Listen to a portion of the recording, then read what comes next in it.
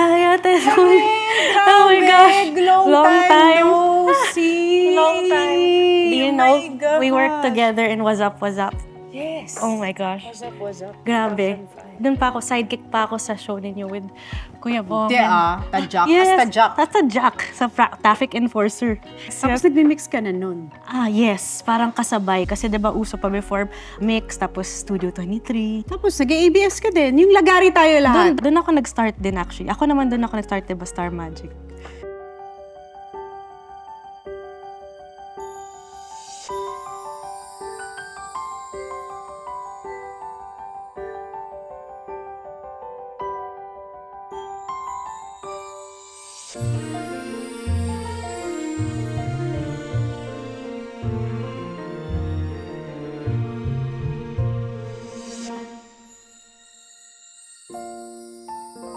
Thank you for guesting me here. Kinakabahan nga ako kasi it's been a while. I'm sa limelight. Ang tagal mong nawala nga sa limelight. Bakit nga? Well, first of all, I had to raise my kids. That was my priority. So conscious effort yon on your side? Yes. That Yes. you wanted And to it's not focus. easy na if you're young. I gave birth at 23. Sakto lang sana because if I didn't stop, baka my career would have maybe been better. That was a pretty young age to stop.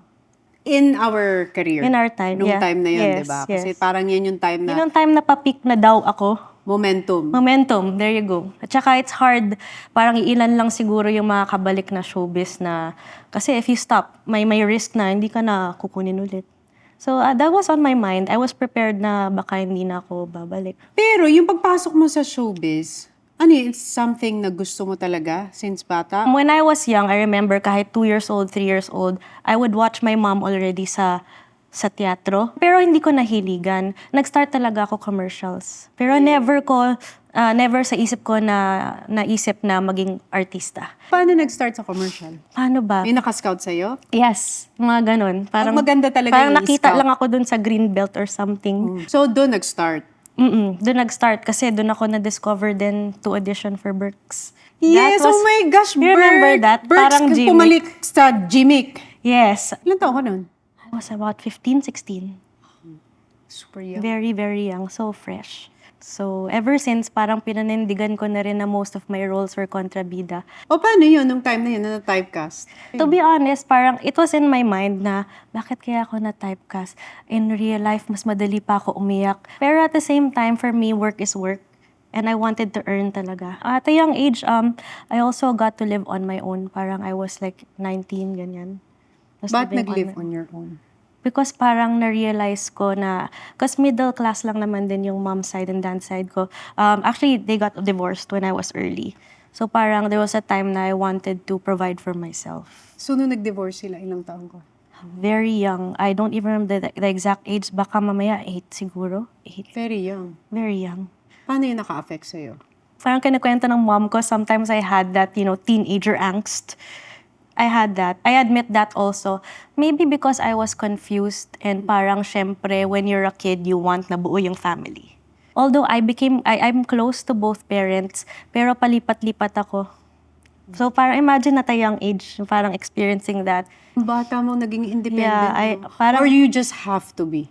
I had to be also. Parang I don't know if that was the reason kung bakit gusto ko mag-isa before was because of the divorce of my parents, the separation. Pero right now na nag-mature na ako, I believe yun talaga yung reason. I wanted to do things on my own. That's why I also made good choices in life. I also made some not good choices in life. And I admit that naman. Nag-rock bottom talaga ako. I had to learn the hard way. Ano yung point na rock bottom?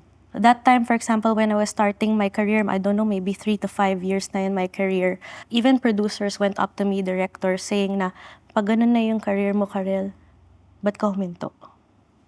Anyari, what if daw, puro what if hindi ako huminto, ganyan. Pero pinapili kasi ako ng previous ko if career or siya. And then, Relationship. I was young, I was 21. And then I chose to stop. And then when I chose to stop, I was in the middle of a show in GMA. I was already like a lead role na there. imagine lead role, tas magsa-stop. Parang thinking about it, parang wow, grabe, the opportunity was there. And then a lot of people thought na nga na nag-US ako or nabuntis ako. Hindi ako nabuntis when I stopped. I got pregnant a year after I stopped. That was because you were, parang given a situation that you had to choose. Yes. Someone asked you to choose if Yes. it's your career or the relationship. Yes. Ah, Yeah. but you chose it. I chose that. But of course, no regrets. Right now, I mean, I have 2 beautiful kids. By the way, after that, I quit showbiz and then I got pregnant a year. My previous relationship, we lasted for about 3 years, but we had 2 kids na right away. When I ended the relationship, because it wasn't okay Healthy? na, I had to think because of course the kids are with me. I have to what will I do? Meron pa bang tatanggap sa akin work-wise or even to love me for who I am with my kids? Lahat naisip ko na tatanda na akong losyang. I'm gonna focus, I'm gonna work. Ano kayang pwede kong gawin pa? So actually, noon that ended and then I had my 2 kids na, that's when everything went slowly. Paano mo na-navigate yung time na yun in your life? There was a time talaga parang I just hid from the bubble. Then I tried to just, work. I did my sideline. Lahat na ng racket na pinasok ko in terms of business. Nag-start ako ng mga, nag-sell ng yung mga accessories, tsaka yung mga, when I didn't have my own brand yet, yung mga lipstick, just to make ends meet. Grabe, no? So, naging hustler ka. Hustler. Nag-hustle ka talaga for your 2 kids. Yes. During that time, you had to be strong. Or else baka kung ano na mangyari sa'yo. Oo, wala kang option para maging mahina kasi there are 2 lives depending on you. Yeah, they're my strength talaga. I mean, without all those experiences na nangyari sa akin, I wouldn't be that strong siguro today. Just realize na lahat ng bad situations that I experience opened new beginnings na now. Kasi hindi ko na-expect naman na magbabalik ako sa TV. Hindi ko rin na-expect na may makikilala ako who's now my husband. Did you know that my husband met my 2 kids, 1.5 and 2.5 years old. So talagang siya na talaga yung tumayo din bilang Yeah. dad. And fast forward also, now we have 4 kids. Yes. Paano nagbago yung life mo when you became a mother? Lahat talaga kasi everything in my mind revolves around them eh. It's not myself anymore. I remember earning a lot yung when I used to have cars na, tapos sarili ko lang, nakabili na ako ng LV, ganyan-ganyan. Nawala yun lahat when I gave birth. Yeah, talagang lahat talaga, it's all sa kanila na nakatutok. And it changed me also, mentally to be strong for them. And I had to be the better version of myself for them para rin when they're older, para hindi nila ma-experience din yung mga bad experiences na nangyari sa akin. Kanino ka humihiram ng lakas kapag mahina ka na nung time na yun? I really pray. I really kneel down and cry. Sometimes sabi nila, yung pag magpe-pray ka lang pag may problema. I also think if there's small blessings, pero grabe talaga si Lord. Still very thankful until today kasi lahat ng mga dreams ko in life, I don't know if I'm meant to be a mom or what, pero lahat ng dreams ko, ito yun ngayon. My family right now. Pero during that time, I didn't think that. Pero I'm very happy kasi ito yung dream ko pala. So right now, the fame or glamour is just parang for me, naiyak tuloy. As a mother, emotional ang mga nanay. As a mom, Pag when you look back, can you imagine? You became a mom at 23. Yeah, very You got young. separated at 25. Yeah. You Very became young. a single mom at 25. Paano mo na-navigate yun? Na you provided for 2 kids? Yeah, then I started work again. Did you know na yung mga first work ko after in the middle of the breakup until towards that relationship was with Alex, babaeng hampas lupa. Hindi nga. Yes. Ako yung kontrabida ni Alex doon. Shucks, oo nga. Remember? So kung napanood mo yung mga episode namin doon. Pinapanood namin yun. So that was the start when I was getting back on my feet during that time. Oh wow, may pinagdadaanan ka na pala noon. Trying to be strong and I wanted to earn kasi how, 'di ba? How will I How will So, I... paano ka sa set? Alam nila, Alex, yan. Nasa tent kami. Isipin mo sila, Miss Susan Roses before. Kita ako umiiyak. Talaga? Lahat sila. Si Alex, Karel, okay ka lang? I mean, may ganun akong moments. Umiiyak ka sa set? Yeah, kasi it's painful to experience that during that time. Pero I had to be strong. Tapos kontrabida pa ako nun. Ay, ang Sabi hirap ko, na may Alex, pinagdadaanan kang personal tapos nagtatrabaho tapos ka. kontrabida pa, opposite. Yung hahampasin ko si Alex, ilalagay ko siya sa balde ng tubig. Pero yung opposite yung nararamdaman ko, yung role ni Alex. Parang feeling mo ikaw yung ganon. Oo. Bugbog na bugbog in Oo. life. Dali ako umiyak, pero I can't do that on screen. Buti hindi nag-close yung heart mo to love. Yeah. So, that time, for 2 years, I was just at home. I didn't want to go out or meet new people. Ganun ako, parang na-depressed and had anxiety. Tapos, one of my best friends na girl, she used to work at my husband's restaurant. Now, she used to promote every Thursdays in that place. So, samahan mo naman ako. So, I just went there. Tapos, inintroduce ako kay Sean, my husband now. I didn't know na he owns that bar pa. Pero ever since that, hindi na kami Pinursu ka na niya? Yeah, parang ganun nangyari. Pero hinu naman, I had kids, ganyan. Mahirap ba mag-open up again? Kasi, di ba pag na-broken Kasi hearted in ka my na? mind, ayoko na mangyari talaga ever. Ayoko na ma-heartbreak or if I get married, ayoko yung sa-separate, yung mga ganun. What made him na nasabi mo parang ito na yung right person for me? Because he loves everything about me and my kids. Hindi pwede, in my mind, I don't want to even date someone na for me lang. It has to be a package. He proved himself talaga. As in, imagine mo, hindi ko na-expect until we got engaged na, 2016, and then we also got married that same year. Tsaka ang galing na hindi ka na naghahanap ng, life partner. Yes. Tapos dumating pa rin, no? Dumating talaga. So I can't believe it until now. Ang tagal na namin and we're 12 going strong. years. And it's the right balance talaga kami as husband and wife. We really, and of course as a father to our 4 kids. Napagdaanan ko yung mga not so nice, pero grabe naman yung kapalit. Oh, di ba? May ganun pala. I-reward ka pala.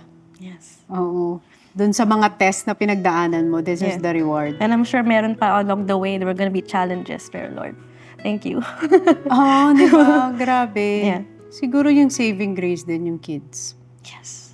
Yeah. If not for them, ang daling mag-give up. Grabe. And we're so blessed that they're so, mabait. They're so, grabe. Especially right now na they're already in their teens. Grabe nga. Kaka-15 lang ng isa. May teenager ka na. Yeah, grabe. Eh di ba pag teenager, it requires a different kind of parenting. Buti nga, kasi before, di ba, my mom said I had that angst before. Kasi syempre, I was confused and they separated early. Yung anak ko, wala. Thank you, Lord. Talaga? Yeah, ang babait. Ang babait niya. Yeah, so thankfully, and they're doing well in school. Ganyan. Ano yung one thing na lagi mong tinuturo sa mga anak mo? I just tell them all the time to always have, respect other people. And then, in life, there are really going to be people tsaka mga situations that you might not be comfortable with. You gotta be strong, you gotta be smart. So I teach them how to be, strong mentally.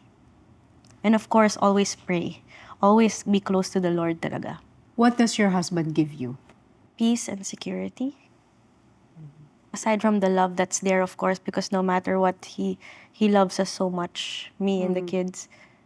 Important for me is parang I don't have to worry. Maybe someone's watching us right now who's going through that painful separation Right. or painful relationship Right, na in the past. Kasi Or they're going or through yung mga right single now. moms. right now. Maraming mga single moms out there. Where do I go from here? Yeah. Yun ang tanong nila. Kasi there are many phases during that time na I think na wala na nga sino ba yung mag-accept sa amin and who will love me fully with and love my kids wholeheartedly. But it will just come the time that hindi mo na-expect. At hindi mo hinahanap. Hindi mo hinahanap. Pag hinahanap mo, baka wala din mangyayari. It will just come. Just be patient. And wag i-priority yun. Because like with my situation, it fell at the right, I think importante din na nasa right, maturity, right place, right time, the right person na, siya, he's ready, I'm ready, I'm healed. Siguro the Lord will just say na if you're ready na, He'll just give it to you, whatever your desires are or your dreams. He'll just give it to you when He thinks you're ready. Keep the faith. He will give you something greater. Don't give up. Don't give up. So what's the greatest lesson you learned about love? The love is there, so you have to learn how to compromise. And no matter kung ano man yung pinagdadaanan na challenges, you really have to work as one. Kasi there's gonna be times na mag-argue kayo, there's going to be times na hindi kayo magkakaintindihan, but at the end of the day, as in, kayong dalawa lang ang makakasolve. If both of you know that God and your marriage is that important, nothing can tear you guys down. If your kids are one day all grown up, ano yung gusto mong ma-discover nila about their mother? I'm sure they know that I'm a very strong person. I want them to be as strong and resilient as me. And of course, they'll always feel the love because of their mom. They see it nga right now. Sometimes when they randomly lang, they'll say, Mom, thank you so much for working hard. Mom, thank you for this, ganyan. And Eh di naiiyak ka. oo, syempre, nanay. Nakakaiyak yun pag Pag nag-thank you sila. Yeah, Ibig sabihin nun- na hindi mo na-expect nga na naman. Biglang, may times na minsan ganyan ka lang, parang idol ka lang, biglang sasabihin nila yun, parang, Na-validate. yeah, without me having to prove it. Yeah. Because I guess naturally lalabas nga that you have to, show them and you have to raise them, seeing their mom na, wow, pinagdaanan niyo to, but she's so strong. She's doing everything that she can for them. Yeah. At saka, na-appreciate ko when my family also appreciates me. Ganun. Para I feel so... Nanay na after nanay. everything I've been through, tapos they're gonna say that. That feels nice. Kaya the small words of appreciation, it means the world To us. Diba? to moms. Yes, to us moms. Kaya we celebrate mothers. Yes. Selfless mothers. Yes. My mom. Hello, Mom. Yeah. Lahat give na lang. Parang sabi nila, lahat na mawala sa akin, mabigay ko lang sa mga anak ko. Yan ang Selfless nanay. love. Yep. Saludo din tayo sa mga single moms. Of course.